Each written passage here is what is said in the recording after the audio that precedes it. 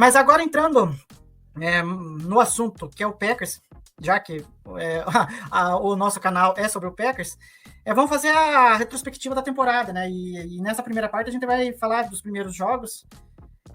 E vamos começar falando do primeiro jogo, né, Matheus? A gente estreou contra o Minnesota Vikings. Era o jogo de abertura da temporada. E infelizmente, né? A gente foi num modo empolgação, na expectativa de que a gente tem alguma chance de ganhar esse jogo aí, né? Mas o que aconteceu?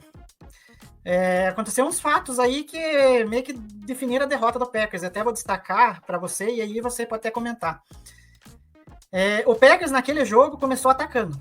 E para quem tá vendo a nossa live, eu até coloquei a foto daquele jogo, que é a foto que acho que mais me marcou do jogo, que foi o drop do Christian Watson, né? Primeira jogada e o Rodgers lançou para ele e ele acabou dropando. Era uma jogada em que inevitavelmente seria TD, porque ele estava literalmente livre, o Watson estava literalmente livre. E eu acho que aquele... esse fato no jogo acho que meio que pesou pro rumo do resultado final, né? Porque o time acabou meio que sentindo essa jogada negativa. Fora que, né, Justin Jefferson fez a farra na secundária do Packers, né? Atingindo quase 200 jardas de recepção. E a formação da linha ofensiva foi bem questionável, né? Porque a gente teve a linha ofensiva iniciando com Jake Hanson e o Royce Newman de titulares. E a gente falando que isso não ia dar certo, né? Tanto que o Rodgers foi muito pressionado nesse jogo e acabou também não conseguindo evoluir o seu jogo de passe.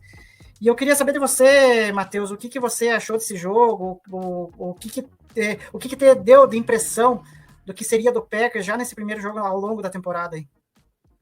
Não, esse primeiro jogo é resumível em uma palavra: tragédia. Tragédia.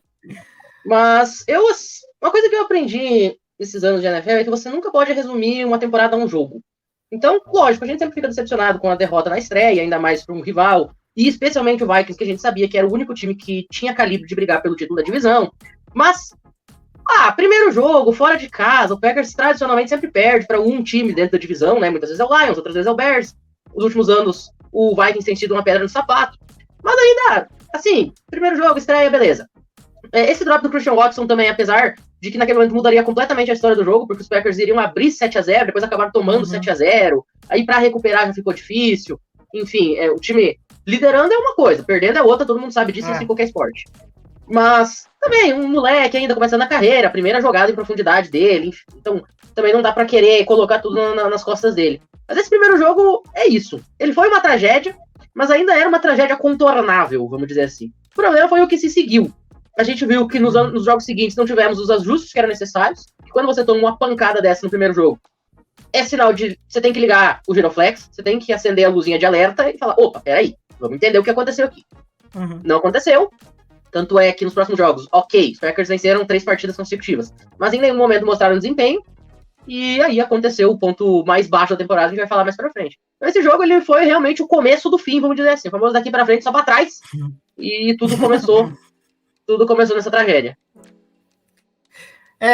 Enfim, começou desse jeito a temporada. E aproveitando um detalhe que você falou, que eu já vou passar para o próximo jogo. Você falou a questão de ajustes, né, no time, né, que é uma coisa assim que acho que é uma coisa meio que problemática no Packers, né. Só que aí, eis que na semana 2 a gente encara o Chicago Bears. A gente sabe da história que é essa rivalidade entre Packers e Bears, né? Para mim, é indiscutivelmente a maior rivalidade na NFL, apesar de termos momentos distintos, né? Em que o Bears vive num rebuild eterno e o Packers ainda, né? Uma vez ou outra aí ganhou o Super Bowl na última década, né? Ganhou um Super Bowl na última década. Mas parecia que contra o Bears houve alguns ajustes, né? E o time acabou vencendo, né? E tanto que tivemos o Aaron Jones e A.J. Dillon com atuações impecáveis, né? Tanto que eu escolhi essa foto do jogo em que o Aaron Jones está correndo ali e o A.J. Dillon de forma brilhante foi ali e bloqueou pro companheiro anotar o touchdown, né? Os dois quase atingiram a marca de 200 jardas terrestres, né? A gente sabe que a defesa do Bears não era aquela coisa, né? Enfim, tinha seus problemas, mas o Packers no jogo terrestre tinha que fazer o que tinha que ser feito, né? E contribuiu em muito. Já no jogo de passe, contra o Vikings a gente não teve a presença do Sammy Watkins, né? Que, enfim, chegou meio que questionado. Aí jogou, não apareceu contra o Vikings. Nesse jogo, até que apareceu, teve 3 recepções para 93 jardas. Só que, dali em diante, ele se machucou e não jogou mais no Packers. Né? Aí, quando voltou, mais atrapalhou do que ajudou o ataque. E, por fim, né, um último destaque, né? Foi a volta do Elgton Jenkins, né? Que o Elgton Jenkins tinha se lesionado na temporada anterior, né? Tinha rompido o ligamento do joelho e acabou voltando nessa semana, né? De forma até surpreendente, porque se estimava que ele poderia voltar talvez contra o Bucks ali, contra agora não me lembro quem que foi, mas posteriormente. Giants? Né? Eu acho que contra o Giants, né? Mas aí ele acabou de forma surpreendente voltando contra o Bears e ele atuou de right tackle, né? Só que, enfim, ele foi razoável, não foi aquele Elgton Jenkins que a gente imaginava, e acabou ali estreando, mas não foi como que eu posso dizer assim, na sua melhor forma. E você, Matheus, o que destaca mais esse jogo aí? Não, eu acho que a gente tem que partir de 2 princípios. Primeiro, o Bears é freguês. Nos últimos 30 anos, no mínimo, assim, por baixo nos últimos 30 anos. E esse Bears fez a pior campanha da NFL. Então qualquer tipo de diagnóstico que a gente tenha desse jogo é mentiroso. O Aaron Jones e o J.J. não jogaram bem? Sim. A linha ofensiva segurou? Ok. Só que, cara, era o pior time da NFL. Então, a gente se iludiu naquele momento. Não, o Packers voltou. O Packers agora vai para as cabeças. O jogo da semana passada foi um acidente de percurso. Não. Torcedores, calma. E esse jogo foi o que você falou. Realmente de muito especial, só teve o jogo terrestre. A linha ofensiva a gente sofreu o ano inteiro, tanto é que talvez o grande momento que acertou a linha ofensiva desse ano tenha sido a entrada do Zach Tom, isso já na metade pro final da temporada. O Sammy Watkins só foi para passear e aprender a fazer mac and cheese em Wisconsin. ou então foi visitar a família Foreman lá em Point Place, fazendo referência a That 70 Show. Assim, eu não sei o que o Sammy Watkins foi fazer. Ou isso foi conhecer a fábrica da Harley Davidson. Porque, cara, na boa. Acho que você foi muito preciso quando você disse que ele mais atrapalhou do que ajudou o ataque. É bem por aí mesmo. Esse jogo contra o Bears, na verdade, foi a bonança antes da tempestade. Uhum. Não, sim, não tem muito o que falar sobre a partida, mas antes de eu passar para o próximo jogo, para a gente falar, teve uma jogada que, tipo assim, pô, cara, era tudo que o Packers deveria fazer ao longo da temporada inteira. Que foi uma jogada, assim, que eu achei espetacular, que foi um passe, acho que atrás da linha de scrimmage, pro Romeo Doubs.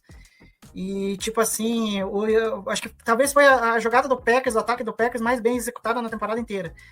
Em que, tipo, o Dobbs recebe atrás da linha de scrimmage, ele conta com os bloqueios, tudo bem desenhado, e, tipo, ele consegue avançar, e acho que era uma descida muito longa, acho que não sei se era 15 ou 20 jardas ali, e, tipo, e ele colocou numa conversão mais plausível pro ataque do Packers, deixando numa terceira curta. E eu acho que faltou muito disso do ataque do Packers, sabe? A questão da execução, né?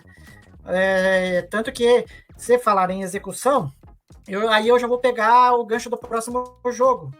Ô, Igor, só um pouquinho. Só vamos fazer um comentário. Não, só vamos fazer um comentário sobre essa jogada do Dobbs. Falar, Matheus. Porque, cara, aí a gente também tem que pensar num detalhe. Se a melhor jogada do ano foi um passing screen na linha de scrimmage, é porque a coisa foi feia. O negócio tem que ter sido muito tenebroso para a melhor jogada do ano ter sido um passing screen na linha de scrimmage. E esse é o retrato do que foi o Packers no ano. Tipo assim, teve uma jogada muito bem desenhada na temporada. Talvez 2, talvez 3, mas dificilmente você vai achar 10 jogadas que foram muito bem preparadas, foram muito bem executadas, que você olha e diga, caramba, isso aqui foi treinado. Caramba, isso aqui o Matt LaFleur falou no ouvidinho do Aaron Rodgers, faz isso, faz aquilo. Fala pra linha isso, fala pra linha aquilo. Ou analisaram no VT lá, no pregame. Olha só, a defesa do adversário cede isso daqui, ou não cede aquilo, vamos fazer esse reverse, essa flip flicker, sei lá, esse replay. Não teve! Melhor jogador do ano foi um passing screen. Não, exatamente. Para você ver em que situação o ataque do Packers, tipo, a fase que foi nessa temporada, né? De muitas poucas jogadas boas.